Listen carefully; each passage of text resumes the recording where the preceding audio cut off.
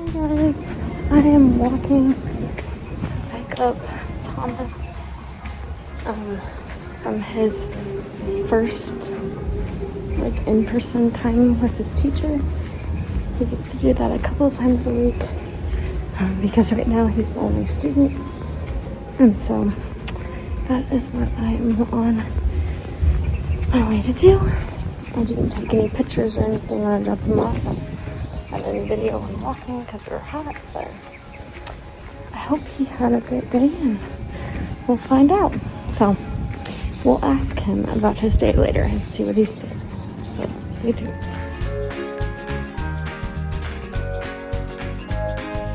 What'd you learn today?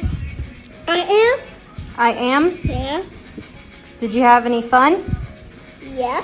What'd you do? I am last night. Did you go outside? Yeah.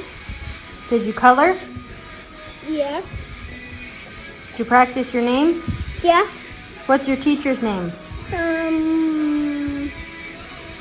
It's Miss Anna.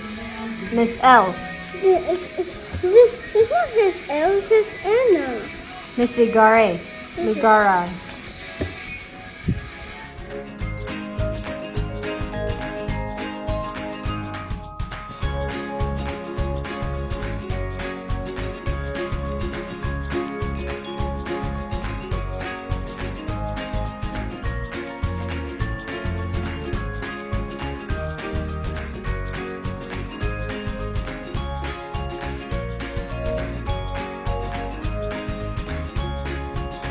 Hi guys, I hope you're doing well.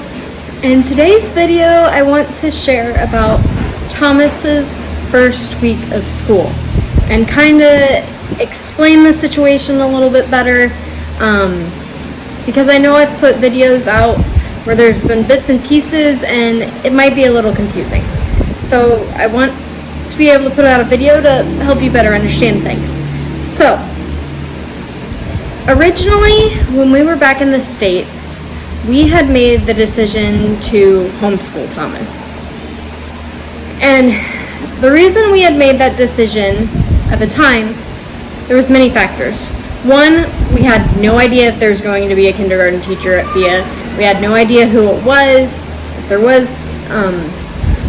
We had no idea if there was students that were interested in being in the class. And in the US, you have all the resources. There's a bunch of workbooks that you can go and buy at Sam's Club. We had access to Amazon. It was just easy to make that decision right then and there and go and get the books. Because my fear, my worry was, well, what if we have to make the decision last minute? We're already back in the Philippines, and then we don't have access to all these different options. Sorry guys, my glasses are dirty. And so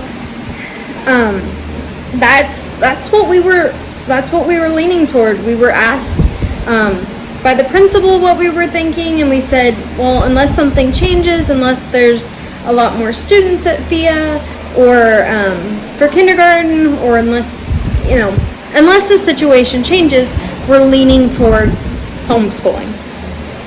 And they said, okay, thanks for letting us know. And that was just the plan. And then we got to our quarantine hotel and had a lot of extra time to think. I was talking to another mom that was planning on enrolling her student at the time, and she was super excited about it. And I was like, well, I don't want your child to be the only one. And I said, since they have a teacher, and since there's a possibility of not having to do all of it online, we'll consider it. And so we got back here to the Philippines and went ahead and enrolled Thomas. And at the time, there was this other student that was enrolled, and then there was 2 other students that were enrolled, and a possibility of another one. So there was going to possibly be 4. And we found out the day that we went to go pick up Thomas's supplies from the school that he was the only one enrolled. For whatever reason, the other parents and the other students decided not to enroll their student at FIA. And so part of me for a minute went back and forth, and I was like, are we doing the right thing? Is this the best choice? And I thought about it, and I was like, no matter what, we're going to have to get a tutor. We're either going to have to enroll him at FIA and have them help with the reading and the different things that I'm just not good at, or we're going to have to get a tutor and have them come to the house. And just with cost and everything, we've been at FIA so long as teachers that kind of gets credited back to us. So we do get a significant discount, which we are very, very grateful for. And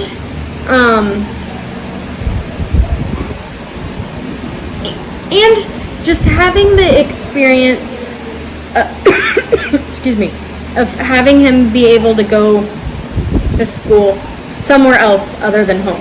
Now, it is a situation because of what the government is requiring and what the government is saying. Thomas is not going to FIA every day. Some of it is here at home and some of it is at school.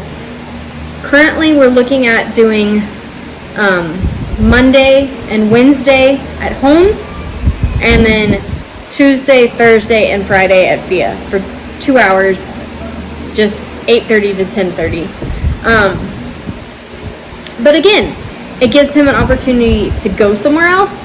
It gives him an opportunity to have somebody else other than his mom, because I am my father's daughter, and my fuse is really short at times, and I was just having flashbacks and memories to my dad and I getting into it with math in the past. So sorry, Dad, but yeah, it's one of those things where it's just, some people are super duper good at homeschooling. Some people are made for it. It just works for them. Dan and I have always said that that's not something that we desire for our kids, and that's not something that we feel led to do for our kids. So we're grateful for the opportunity to send Thomas to FIA. There is a possibility of other students coming in the future, and we're grateful for that. But even if there isn't other students, we thought about it and talked about it. This is a once in a lifetime opportunity where Thomas is going to have one teacher just focused on him. So the first day was really good at school, and then the second day I feel bad for the teacher because she's never taught kindergarten before. She had taught first grade, and so she was trying to figure things out. And since he can't read yet, some of the things were a little bit higher than they should have been. So we had to back things up. But because it's just him, it's a lot easier to say, oh, okay, you don't know this, so we back it up. And to have that flexibility and to be able to change things that way is a blessing. Another blessing is, even though I did go out and buy all those materials and stuff, we are still able to use those. Especially on the days that Thomas is home, his teacher's sending the workbook pages and different things that go along with what they're doing in class for us to work on at home. So everything that I bought, everything that I brought over here, everything that I put in bulk buy-in boxes is not going to waste. And so I'm very grateful for that, because one, I'm not taking it back to the US, and two, if I were to try to sell it, I know I would not get the money that I put into it back.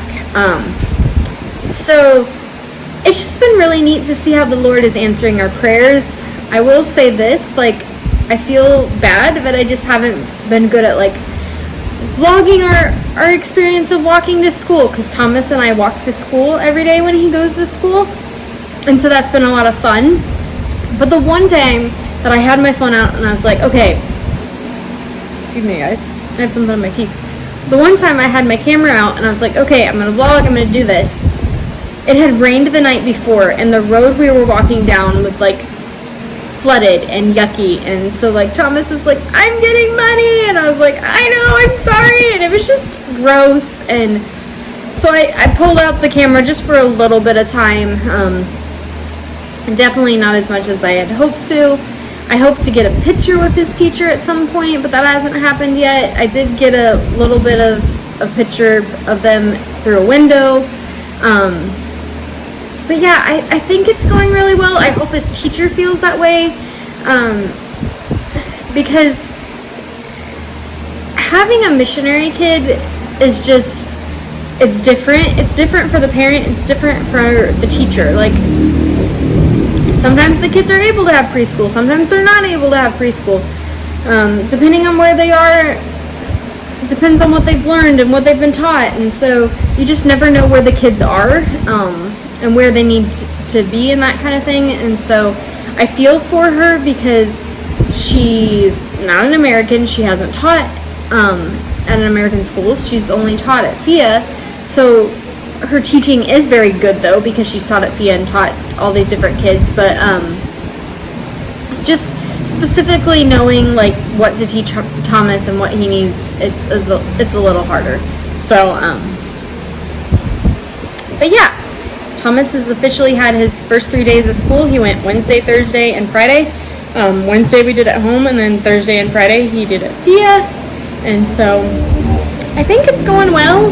We do have our struggles, you know. He has his moments of, Mom, I don't want to do work, I don't want to do this or that, but we're trying our best, and yeah, we'll just see how it goes, take it day by day. I'm very grateful for my aunt. There was the one day that was just rough, and not knowing like if we were teaching them the right things and if it was going well. I messaged my aunt, it's a kindergarten teacher in the States, and I was like, help, and she helped me calm down, and she's like, just teach him as much as you can. You know, once you get him to the States, we can work on whatever he doesn't know. And so that was just so encouraging and reassuring and helpful and amazing. And so, yeah. And then, of course, teaching's going well for Dan. Teaching's going well for me. So, first week of school in the books. We are so grateful for our FIA community. We are so grateful for those of you that are praying for us and just partnering with us and loving us and giving us this great opportunity to serve the Lord overseas by teaching missionary kids. So we love you guys, and we'll see you next time. Bye. God bless.